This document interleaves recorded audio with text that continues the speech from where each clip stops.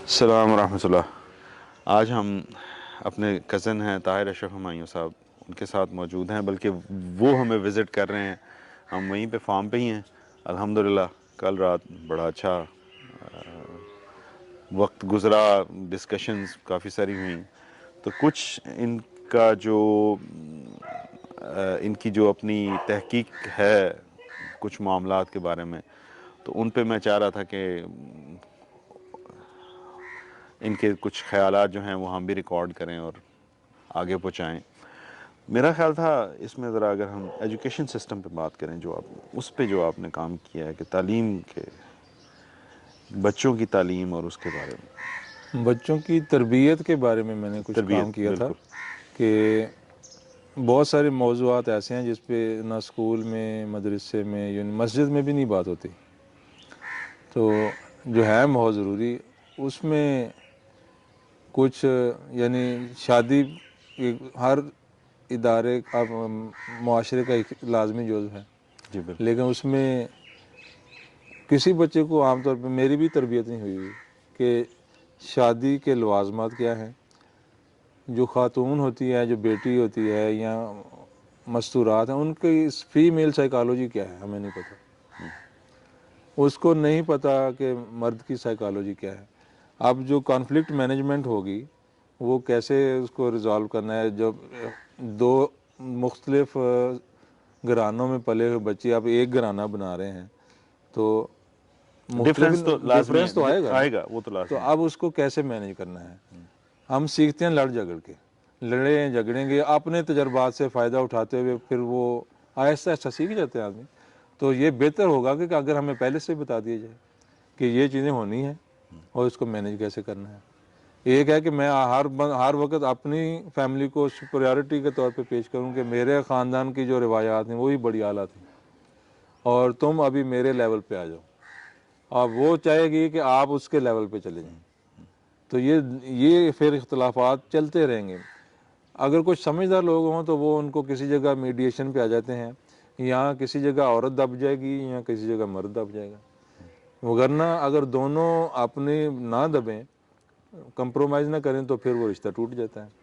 تو اس چیز کو دیکھتے ہوئے پھر میں نے بچوں کی تربیت، کہ بچوں کو کیسے بڑھانا ہے، ان کی پرورش کیسے کرنی ہے، شادی سے پہلے کچھ کورسز ڈیزائن کیے ہیں کہ شادی ہونے سے پہلے بچوں کو کچھ تربیتی کورسز سے گزارا جائے کہ شادی کیوں ضروری ہے اور جب دونوں کے میاں بیوی کو کیسے زندگی گزارنی ہے وہ، تاکہ کم سے کم کانفلکٹ ہوگا، اختلافات ہوں گے، لیکن اصل ہے مینجمنٹ وی اس میں walk in to with that preparation کہ اس طرح کے چیلنجز آئیں گے۔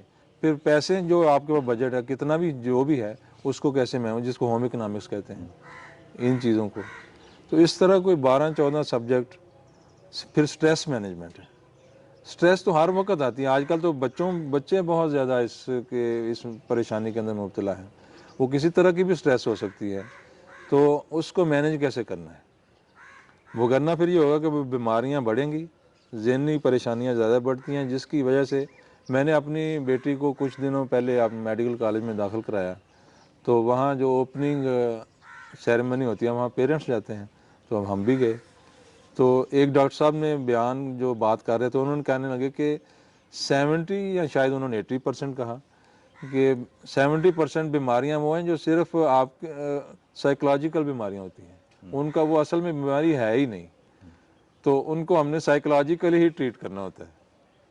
ویری تو اب انٹرسٹنگ۔ 30% ہیں وہ بیماریاں جو اصل میں ایگزسٹ کرتی ہیں، 70% جو those are not the diseases۔ ٹھیک ہے، تو اب ان کو کیسے پھر یہ وہ ہے سٹریس مینجمنٹ، یہ ہے ڈیسیژن میکنگ، یہ ہے how to live in a society. تو یہ ان چیزوں کو آپ مینیج کر لیں گے تو وہ میٹیگیٹ ہو جائیں گی، ختم ہو جائیں گی، نہیں تو یہ بڑھتے بڑھتے یہی شوگر بن جائے گی، یہی آپ کی ہارٹ کی جو پرابلم ہے، مختلف بالکل طرح کی بالکل بیماریاں وہ بن بالکل، جائیں گی، بلڈ اصل میں پریشر وہ ہے ہے نہیں۔ نہیں۔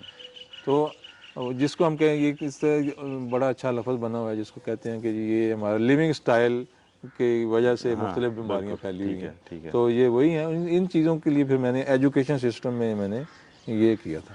تو اس میں آپ نے بڑے انٹرسٹنگ پوائنٹ تھے، لیکن سب سے زیادہ مجھے اس میں آیا تھا اسٹریس مینجمنٹ، کیونکہ اسٹریس سے ہمارے بچے میرڈ اور ناٹ میرڈ ہر بندہ ڈیل کر رہا ہے اسٹریس کے ساتھ، تو کیا ایڈوائس ہے اس کے لیے آپ؟ اسٹریس مینجمنٹ میں نے جب یہ مشرف کے زمانے میں لگا تھا ماشاء اللہ، تو بلوچستان کے ضلع میں صوبے میں اس وقت 25 ضلع ہوتے تھے، تو وہاں کچھ ٹریننگز کنڈکٹ ہوئی تھیں ڈسٹرکٹ مینجمنٹ آفیسرز کی، یعنی ضلع حکومت جو ہوتی ہے اور تحصیل حکومت اور یونین کونسل کے لیول پہ، اس میں مختلف کورسز ڈیزائن کیے تھے، جس میں ڈیسیژن میکنگ کا ایک بڑا انٹرسٹنگ سبجیکٹ تھا، اس میں اسٹریس مینجمنٹ بھی تھا، پھر اس میں ریسورس مینجمنٹ بھی تھا۔ تو اسٹریس مینجمنٹ میں یہ ہوتا ہے کہ چونکہ مختلف حالات آتے رہتے ہیں، اس میں پہلے یہ ہوتا ہے کہ میگنیچیوڈ کیا ہے ایشو کا، کتنے لوگوں کو یہ افیکٹ کر رہا ہے، اس کے سلوشن کیا کیا ممکنہ ہو سکتے ہیں، تو اس میں بہتر سلوشن کیا ہے۔ میں چونکہ اگر اپنا ذاتی مثال دوں تو کسی ایک جگہ کشمیر میں میں تعینات تھا، تو وہاں جو میرے متحد لوگ ہوتے ہیں وہ بڑی عمر کے تھے، بہت زیادہ ایکسپیرینس تھے، تو میری عمر بھی تھوڑی تھی، ایکسپیرینس بھی تھوڑا تھا، لیکن بائی ورچو آف اپوائنٹمنٹ میں ان کا سینئر تھا اور وہ لوگ جونیئر تھے۔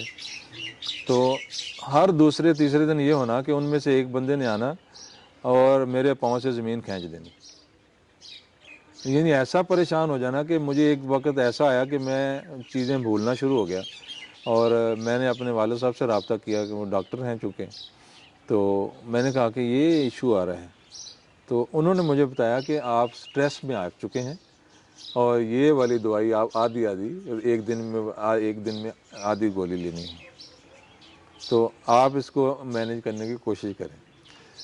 اس میں میں نے اس وقت اس چیز کو کیسے حل کیا، میں نے 2 رکعت نفل پڑھے، اللہ سے دعا کی کہ یا اللہ میں اس مسئلے کو خود نہیں حل کر پا رہا، آپ میری مدد کریں۔ اللہ پاک نے میرے دل میں ڈالی، یا کچھ میں نے اور لوگوں سے مشورہ بھی کیا کہ ایسے ہی صورت میں مجھے کیا کرنا چاہیے، تو یہ جو اس کا جو نتیجہ یہ نکلا کہ جو سلوشن تھا وہ میں نے یہ کیا کہ آئندہ جب بھی کوئی تمہارے پاس ایسا ایشو لے کر آئے تو اس کو ادھر روک لینا ہے، تو اس کی بات تسلی سے سن، اچھا یہ ہو گیا ہے تو اس کے کیا نتائج نکل سکتے ہیں، اچھا یہ نتائج ہوں گے، تو اب یہ آپ نے کرنا ہے، اس سے پوچھنا ہے کہ اس کے ممکنہ سلوشن کتنے کو ہو سکتے ہیں، ہو سکتا ہے 1 ہو، 2 ہوں، 4 بھی ہو سکتے ہیں، یہ سارے جو مسئلہ لے کے آئے نا اس سے پوچھنے ہیں کہ آپ بتائیں اس کے حل کیا کچھ ہو سکتے ہیں، اپنے تجربے اپنی صلاحیتوں کی بنیاد کے اوپر، تو جب وہ بتائے کہ اس کا یہ بھی حل ہے، یہ بھی حل ہے، یہ بھی ہے، تو آپ اس سے پوچھئے کہ اس میں آپ کی نظر میں سب سے بہتر حل کیا ہے، تو اپنے تجربے کی بنیاد پہ وہ بتائے گا کہ یہ حل سب سے بہتر ہے، تو پھر میں اپنا ذہن لڑاتا تھا ان سے پوچھنے کے بعد کہ اس میں سے بہتر کیا ہونا چاہیے جو میری صلاحیت کے مطابق ہے، تو پھر میں ان کو بتا دیتا کہ اچھا آپ اب نا اس فیصلے پہ عمل کر لیں، میں اس کا یہ فیصلہ کر رہا ہوں، اس پہ عمل کریے۔ اس کا اتنا انسٹنٹ رسپانس آیا، میری ریلیف بھی پریشانی بھی ختم ہو گئی اور وہ پریشانیاں لے کے آنے والے بھی ختم ہو گئے یہ فائدہ ہوا، ان کو پتہ چل گیا کہ اب یہ بندہ سیکھ گیا ہے، اب اس کو تنگ نہیں کرنا، نہیں کیا جا سکتا، یعنی اب وہ میں نے دوائیاں کھانا بھی چھوڑ دیں، میں صحت مند بھی ہو گیا، اب وہ پریشانی ہو کے بھی نہیں آتے تھے، ہاں تو بالکل، اور وہ مجھے جتنی پریشان سٹریس نہیں تھی، کرتے تھے آ کے، سٹریس کا پریشر جو تھا وہ وہ میں ریلیز نے ہو گیا۔ ریلیز کر دیا، میں نے وہ سٹریس کو واپس ان پہ ڈالا، جو وہ میرے اوپر 100% ڈالے تھے وہ میں نے 80% اسی وقت ڈیفیوز کیا کہ نہیں آپ بتائیں گے کہ اس کا حل کیا ہے، آپ بتائیں گے کہ اس کا اس 4 حل کے اندر بہترین حل کیا ہے۔ بالکل یہ ایک سچویشن ہے، مختلف یہ سچویشن اس جگہ پہ ہے جہاں میں سربراہ ہوں اور کچھ متحد ہیں، بالکل ایک سچویشن یہ بھی ہوگی کہ میں باپ ہوں، آگے بچے ہیں، تو جیسے ایک دفعہ اب یہ گھریلو پتہ نہیں باتیں کرنی چاہیے یا نہیں، لیکن چونکہ تربیت کی بات ہے تو اس میں کر لیتے ہیں۔ ایکسپیریمنٹل۔ ایک دفعہ میں اپنے گھر میں گاڑی دھو رہا اور میری بیوی اندر مجھے دیکھ رہی ہے، کھڑکی ہے اس کے اندر، یہ مجھے پتہ ہے وہ مجھے دیکھ رہی ہے اور مجھے سن بھی سکتی ہے، تو کہیں سے میرا گیٹ کھلا ہوا تھا، مین گیٹ، تو ایک خاتون راستے سے چلتی ہوئی ادھر رک گئی اور پھر وہ مجھ سے کہنے لگی کہ میں آپ سے بات کرنا چاہتی ہوں، میں آ جاؤں قریب، تو میں نے کہا کہ آ جائیں، تو انہوں نے کہا کہ یہ جو ایک سوال پوچھنا تھا، مسئلہ پوچھنا تھا. میں نے کہا جی پوچھیے. تو کہنے لگیں کہ اسلام میں دوسری شادی کرنا کیسا ہے. میں نے کہا کہ یہ سنت ہے، اور آج کل خاص طور پہ یہ اس معاشرے میں جہاں ہم رہتے ہیں تو یہ معیوب سمجھا جاتا ہے، تو اگر کوئی کرے تو وہ زیادہ قابل تحسین ہے، بڑی اچھی بات ہے. تو پھر اب انہوں نے اپنا تعارف کرایا کہ میں یہ جو سامنے گھر ہے نا، میں یہاں کے جو صاحب مالک ہیں ان کی میں دوسری بیوی ہوں. تو آپ کی بیوی نے کل مجھے تانا دیا ہے چلتے ہوئے، واک کرتے ہوئے، کہ آپ کو پتہ تھا کہ اس کی پہلی شادی ہے اور آپ نے اس کا گھر بگاڑا ہے، گھر خراب کیا ہے. تو بتائیں یہ آپ کی بیوی نے درست کیا ہے؟ تو پھر میں نے ان کو کہا کہ نہیں، انہوں نے اچھی بات نہیں کی، آپ نے جو کیا ہے وہ بہت اچھا کیا ہے، تو میں ان کو سمجھاؤں گا. تو وہ خوش ہوتی ہوئی شکریہ کرتی ہوئی وہ چلی گئی. اب مجھے پتا تھا کہ میری بیوی مجھے دیکھ بھی رہی ہے سن بھی اور رہی وہ مجھے سن بھی رہی ہے. تو وہی ہوا جو ہونا ہوتا ہے کہ جیسے وہ نکلی ہیں اور وہ میری بیوی باہر آ گئی ہیں، اور انہوں نے میرے اوپر غصہ کرنا شروع کر دیا کہ آپ کو تو باتیں کرنے کے لیے کوئی خاتون چاہیے تھی، وہ مل گئی، اور آپ تو آپ کے دل میں لڈو پھوٹ رہے تھے کہ آپ کو دوسری شادی ہو جائے، تو اور کیا چاہیے آپ کو، آپ کی تو ریکوائرمنٹ پوری ہو رہی ہے نا. تو اس میں یہ ایک سچویشن کریٹ ہو گئی، فیملی سچویشن ہے، اس کو ڈیفیوز کرنا ہے. تو اس کو کیسے ڈیفیوز کیا میں نے کہا کہ بھئی وہ ایک اپنا مسئلہ لے کر آئی ہے، میرا اخلاقی فرض ہے اس کی بات سنوں، اس کا جواب دینا ہے. یہ ایک آپ کی اپنی رائے ہے کہ آپ کا ایک پری کنسیوڈ آئیڈیا ہے کہ مجھے کہاں خوشی ہوتی ہے کہیں نہیں، یہ آپ کی مرضی. آپ کے ذہن پہ کوئی قید نہ میں لگا سکتا ہوں نہ مجھے لگانی چاہیے، آپ اپنی سوچ رکھیے، لیکن مجھے حق دیں کہ میں اپنی بات کلیریفائی کروں. وہاں وہ خاتون درست ہیں، وہاں آپ کو اپنی اصلاح کی ضرورت ہے، آپ کو نہیں ایسا کہنا چاہیے تھا. تو اس کو اب وہ وقتی طور پہ تو ناراض ہوئی ہوں گی، لیکن اس کو میں نے اس طرح ڈیفیوز کر دیا ہے کہ وہ خاتون بھی خوش ہو کے چلی گئیں، اور انہوں نے کہا کہ آپ نے بڑا اچھا فیصلہ، بڑی اچھی بات کی ہے. اور گو کہ میری وائف میرے سے اس وقت ناراض ہوئی ہیں، لیکن مجھے کس کا ساتھ دینا چاہیے، بات سوچ کام کی یہ ہے ابھی اس جگہ پہ کہ مجھے ساتھ کس کا دینا ہے، حق کا یا کہ جسٹ جو کہہ دیا کہ بیوی بھی ناراض نہ ہو تو میں اس کی ہاں میں ہاں ملا دوں. پھر دوسرا وہاں پہ یہ بھی تو ہو سکتا تھا نا کہ آپ اپنے سٹانس پہ اسٹرکٹ ہو جاتے اور آپ ان کی اس سختی سے اپنی وائف کی سرزنش کرتے کہ وہاں بگاڑ پیدا ہو جاتا. وہ بھی نہیں کیا. وہ نہیں کیا. اور پھر جب ایک انسان کا دماغ جو ہے نا وہ بڑی کمپلیکیٹڈ چیز ہے. جب انسان ایک ڈیسیژن لے لیتا ہے نا اور وہ ایک چیز کو رائٹ سمجھ لیتا ہے اور دوسری کو رانگ ڈکلیئر کر لیتا ہے، اس وقت پہ آپ اس پہ جتنا مرضی زیادہ پریشر ڈالتے جائیں، وہ اس عقیدہ ہی اس کو کہیں گے، اس وقت میرے ذہن میں کوئی لفظ نہیں آ رہا، کہ وہ جو اس وقت اس کا ایمان بن گیا ہوا نا وہ پکا ہوتا جائے گا اس پہ. جس طرح سے ہم میتھس میں کچھ کبھی سوال کیا کرتے تھے تو جواب غلط آتا تھا، تو اس کو جتنی دفعہ آپ اٹیمپٹ کرتے تھے جواب غلط آتا تھا. آپ اس کو چھوڑ کے چلے جائیں، آپ واپس آ کے اس کو ٹیک آن کریں، آپ کا جواب درست ہو جائے گا. درست ہو جائے. کیونکہ جو غلطی آپ کر رہے ہیں وہ آپ بار بار دہرائے جا رہے ہیں، وہ آپ اسی چین میں چلتے جا رہے ہیں، اس چین کو توڑنے کی ضرورت ہے. جب آپ نے اپنی اہلیہ کو وہ بریک دی تو اس کے بعد میں انہوں نے ضرور سوچا ہوگا کہ نہیں، حقیقتاً تو بات یہی ہے نا کہ وہ یہ غلط عمل تو نہیں ہے، وہ ایک وقت پہ مجھ سے بات ہوگی. لیکن اگر آپ ان کو اسی وقت پریشرائز کرتے کہ نہیں میں درست ہوں تم غلط ہو، تو معاملہ بگڑ جاتا. بگڑ جاتا ہے. تو یہ اسٹریس مینجمنٹ کا ایک وہ ایسپیکٹ ہے میں نے کہ آپ صحیح کہہ رہے ہیں، let things cool down. Cool down, صحیح کہہ رہے ہیں. تیسرا سبجیکٹ لے لیں، تیسری انوائرمنٹ لے لیتے ہیں. بیٹے اور بیٹی، میں اپنی ہی اس میں بھی مثال دوں گا. بیٹی نے مجھے کہا، میڈیکل میں پڑھتی تھی، میڈیکل میں نمبر کم آئے، جو میرٹ سرکاری کالجز کا تھا وہاں کالج میں داخلہ نہیں ہو پا رہا تھا. تو والدہ کا یا ان کا خواہش تھی بیٹی کی کہ میں نے میڈیکل ہی کرنا ہے اور اسی میں جانا ہے. تو اب ریسورس مینجمنٹ بھی ہے، اور ایک بچے کی خواہش بھی ہے، اور ایک والدہ کی خواہش بھی ہے. اب اس کو کیسے مینیج کرنا ہے؟ تو اب وہ پھر سارا کچھ وہ بنا کے پلان وہ پھر میرے پاس آتے ہیں کہ مینیجر تو میں ہوں نا. تو اب وہ کہتے ہیں جی ہم نے تو داخل کرنا ہے اور اس نے میڈیکل میں ہی جانا ہے. تو آپ اس کا بندوبست کیجیے. ہن بزرگ پھونک مارن. پھونک مار. تو اب میں نے کہا اچھا.